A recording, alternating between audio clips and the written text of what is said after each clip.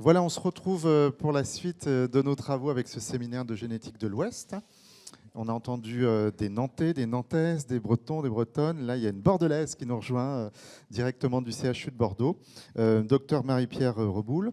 Vous êtes venue, je crois, alors pour nous parler de d'EPISMA, déjà il y a 2 ans. Oui, c'est ça. Il y a 2 ans, j'étais venue présenter le projet d'EPISMA. Et donc, 2 ans après, je viens vous présenter, vous faire un premier bilan après la clôture du projet d'EPISMA. Voilà. Approchez bien le micro, docteur Reboul. Voilà, comme ça, on vous entendra tout le temps. Et si vous bougez la tête, bougez le micro en même temps. Okay. Notamment pour nos amis qui nous suivent en visio. C'est à vous. Alors, les chiffres que je vais vous donner datent du 2 septembre, la semaine dernière. Donc, le projet d'EPISMA a duré à peu près 32 mois. Le démarrage pour le Grand Est, c'était en décembre 2022 et la Nouvelle-Aquitaine a démarré 1 mois après. Toutes les maternités des 2 grandes régions ont participé, c'est-à-dire 81 maternités. Le nombre de dépistés depuis le début au 2 septembre est de 205 295. Le nombre de positifs, on les verra plus en détail tout à l'heure, était de 19. L'exhaustivité du dépistage, la moyenne est de 94,4%. Et les refus du DNN, alors c'est une donnée qui n'est pas actualisée. Elle était de 2,47% au 31 décembre 2024 et de 1,17% pour le Grand Est. Alors l'exhaustivité, donc, on a vu, elle est supérieure à 90%, quel que soit le type d'établissement de santé, public ou privé, quel que soit le service, c'est-à-dire soit maternité, néonatologie, réanimation. En Nouvelle-Aquitaine, il y a eu un démarrage plus lent dans 2 services de néonat, mais qui s'y sont mis quand même. Et aucune maternité n'est sortie de l'étude. Alors, à Strasbourg, au bout d'1 an, ils ont regardé tous les buvards qui n'étaient pas inclus, enfin tous les buvards que l'on n'avait pas reçus. Donc, en dehors du refus parental, les autres raisons, c'est un problème de conformité au niveau du consentement ou l'absence de consentement. C'est la non-éligibilité à ce projet de recherche clinique, c'est-à-dire l'absence de couverture sociale, la maman qui est mineure, les parents sous tutelle et les naissances sous X. C'était la non-présentation de l'étude aussi quand il y avait une barrière linguistique. Alors, ce qui était important pour nous, pour valider cette faisabilité de ce dépistage génétique à la naissance, c'était de regarder les délais de rendu de toutes les étapes. Et vous voyez, on est complètement dans les recommandations et dans les topos qui ont été dits précédemment, c'est que la médiane est de 7 jours de vie. Le délai de dépistage est rendu à 7 jours de vie, c'est-à-dire que la médiane du prélèvement est autour de 3 jours, l'envoi dure 3 jours et l'analyse est faite en 1 jour. Alors ces chiffres sont issus de l'analyse intermédiaire qui a été faite à 1 an, mais à mon avis, elle ne va pas bouger. Pour les patients positifs, on re-regarde aussi ces délais. Alors les 3 premières colonnes, c'est des chiffres qui sont équivalents. Après, l'appel au centre de référence, mais en fait, il se fait le jour du rendu des résultats. L'organisation de la première consultation, elle se fait dans les 48 heures pour tous les dépistés positifs, sauf peut-être un. Les parents et le bébé ont été vus dans les 48 heures. L'envoi au laboratoire, 5 jours, 4. La confirmation et la détermination du nombre de copies de SMN2 qui a été faite à Rouen par Pascal Saugier. Prenait 1 jour. L'organisation de la deuxième consultation et la RCP, elle était faite dès qu'ils avaient la confirmation, en fait, le jour même. Planification du traitement 8 jours et le délai était de 23 jours. Alors, on a essayé de travailler de plus en plus vite. On s'est bien coordonné, on s'est de mieux en mieux coordonné entre le CRDN, le laboratoire de dépistage, le laboratoire de diagnostic et les neuropédiatres. Et maintenant, on est plus autour de 20 jours pour le traitement. Alors justement, quand on regarde les dépistés positifs en détail, on a eu 19 dépistés positifs.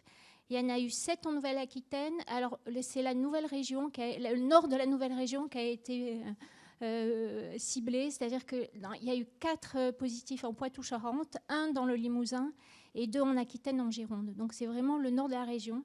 Voilà. Et par contre, 11 dans le Grand Est, avec une répartition plutôt homogène dans la région.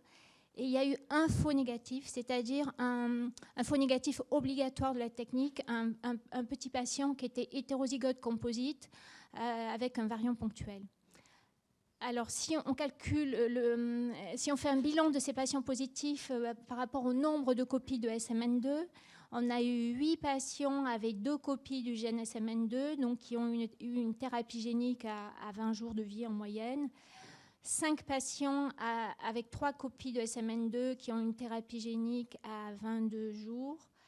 Et après, 4 patients, même un de plus, ça fait 5 patients qui ont soit 4 ou 5 copies de SMN2 et pour lesquels il n'y a pas eu de traitement. Donc, c'est un suivi clinique avec un EMG. Et enfin, un petit patient du grand test qui avait déjà des signes respiratoires et bulbaires et qui est parti en soins palliatifs. Donc au final, sur les 19 dépistés positifs, il y en a 6 qui ont été non traités, donc ça fait à peu près 32% de notre petite cohorte, et 13 traités par thérapie génique. 3 enfants qui seraient symptomatiques avant le traitement. Bon, j'avoue que j'aurais bien aimé avoir une confirmation de ce chiffre par les neuropédiatres, parce que je crois que les 2 derniers dépistés dans le grand test, j'ai pas d'infos sur les 2 derniers dépistés dans le grand test. Alors le faux négatif, si on y revient, c'est un petit donc de la Gironde. Le dépistage donc pour nous était normal.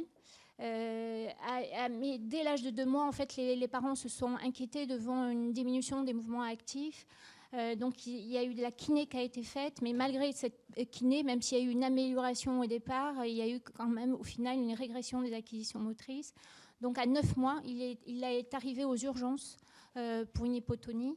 Donc, il y a un prélèvement de sang qui est parti à Rouen et donc c'est un patient hétérozygote composite pour la délétion hétérozygote du gène SMN1 et un variant pathogène hétérozygote, c'est une délétion ponctuelle. Donc, à l'âge de 10 mois, il y a eu un traitement par thérapie génique. Donc, c'est un petit qui a fait des progrès moteurs avec une acquisition d'une station assise stable et un retournement en décubitus latéral. Donc, c'est vrai qu'il faut que les pédiatres soient toujours vigilants devant une hypotonie, puisqu'en fait, avec ce test de dépistage, on dépiste 95% de petits patients atteints de SMA. Alors, il y a aussi un dépistage non conclu. Est-ce que c'est un faux positif? On n'en sait rien.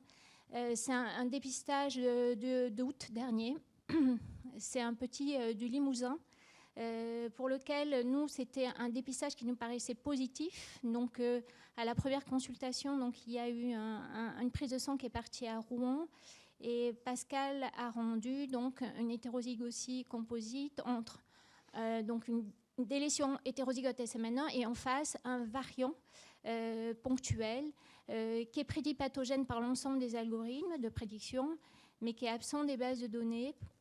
Et donc, pour l'instant, il a été rendu variant de signification incertaine, c'est-à-dire classe 3, et des études fonctionnelles sont envisagées pour mieux connaître ce variant. Alors, la décision de la RCP nationale pour cet enfant, c'est une surveillance étroite, puisqu'en fait, il a un examen toutes les semaines, un examen clinique toutes les semaines jusqu'à 3 mois de vie, puis tous les 15 jours jusqu'à 6 mois de vie, et puis après, ça sera tous les mois. Et une EMG à 3, 6, 9 et 12 mois.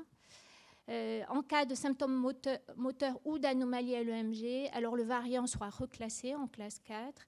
À ce moment-là, on confirmera le diagnostic de SMA et on mettra en route donc un traitement innovant. Alors ce petit patient, il est suivi à Limoges par le docteur Cécile Laroche. Elle l'a vu la semaine dernière, il va bien, il n'a pas de symptômes moteurs et il n'y a pas d'anomalie au niveau de l'EMG. Un des objectifs aussi de cette étude d'EPISMA, c'était de calculer le coût de ce dépistage. Alors, le coût pendant l'étude d'EPISMA était de 21,3 € par enfant, mais évidemment, il y a une partie importante qui est inhérente à ce projet de recherche clinique, qui était de 10,2 €. Il y a aussi le coût du buvard et de l'envoi, qui pourra être mutualisable avec les autres DNN. Et après, tous les restes, tous les autres coûts, c'est le coût de l'achat du matériel, des réactifs au niveau du laboratoire, les coûts humains. Et ça sera mutualisable avec les SCID. La fiabilité du test de dépistage utilisé. Alors nous, on utilisait donc la technique EONIS classique, qui est maintenant utilisée par Necker et Lille. Alors, on n'a pas eu de problème particulier, technique particulier. C'est une technique robuste, avec un taux d'échec ou de repasse qu'on a estimé inférieur à 1%. Strasbourg a eu quelques quand même problèmes d'automates. Voilà. À notre connaissance, il n'y a pas de faux négatif de la technique. Et puis, il y a ce dépistage non conclu. On ne sait pas pour l'instant si c'est un faux négatif ou pas. Oui, j'ai oublié peut-être de vous dire, mais je crois que c'était marqué que en fait, le variant ponctuel mis en évidence est au niveau de la séquence de la sonde. On voulait calculer aussi l'épidémiologie de la SMA durant cette étude. Donc, on est à une naissance sur 10 805. Il y a une analyse bayésienne qui est en cours pour mieux apprécier l'incertitude vu l'effectif qui est quand même pas très important. Cette incidence est inférieure à l'incidence qui était attendue. On s'attendait à une incidence plutôt de 1 sur 7000. À la conclusion et les perspectives, donc, ce projet d'EPISMA a bien montré la fiabilité de ce dépistage néonatal à grande échelle.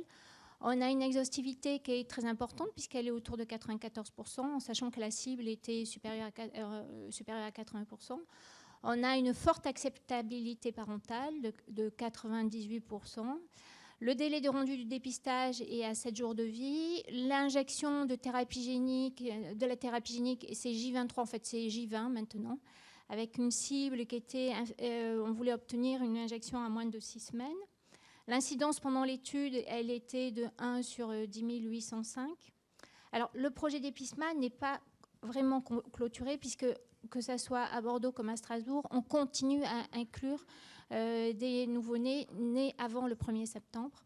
Donc, dès que ça sera clôturé, des données seront actualisées et des analyses complémentaires seront faites. Il y a une étude ancillaire qui est en cours là, au projet d'EPISMA. C'est l'évaluation psychologique de l'expérience parentale du dépistage néonatal de la SMA. C'est l'étude PSISMA. Et enfin, juste un petit point actualité. Depuis le démarrage, depuis la semaine dernière, il y a 3 nouveaux dépistés en fait, dans le Grand Est, Île de la Réunion et Lyon. Voilà, je remercie plein de monde, en particulier Vincent Logel et Didier Lacombe, et après les DRC des 2 régions, les CRDN des 2 régions, les laboratoires de dépistage et de diagnostic, les neuropédiatres, la FM Téléthon, la filière, les maternités, les patients et leurs familles, et les financeurs. Merci. Merci.